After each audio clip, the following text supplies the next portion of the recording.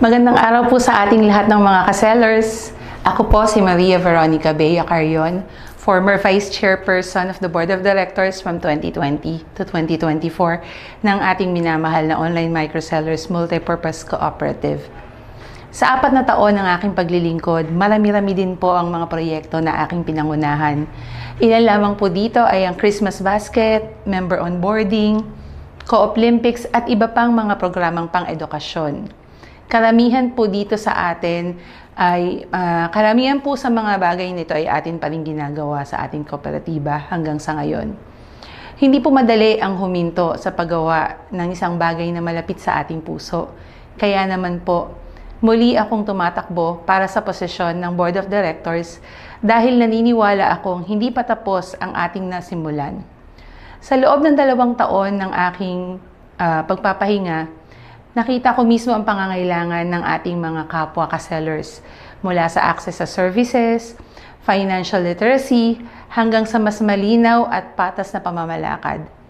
Ang aking karanasan bilang incumbent ay nagsilbing matibay na pundasyon upang mapabuti pa ang aking paglilingkod. Simple lang naman po ang aking plataforma, serbisyong mula sa puso at may integridad.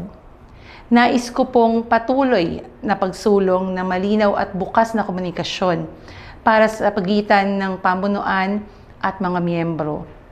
Pagsuporta sa mga programang tunay na nakakatulong sa paglago ng mga online sellers, hindi lang sa salita kundi sa gawa. Pagtiyak na bawat desisyon ng board ay makatarungan, may pananagutan at may malasakit. Kung ako po ay inyong muling ihahalal, maaari ninyong asahan ang isang direktor na patuloy na makikinig sa boses ng miyembro, maliit man ito o malaki. Hindi takot magtanong, magsuri at manindigan para sa tama. Naglilingkod hindi para sa sarili, kundi para sa kabuuang interes ng OMS-MPC. Mga kapwa ko miyembro, ang posisyon sa board ay hindi karangalan lamang. Ito ay responsibilidad.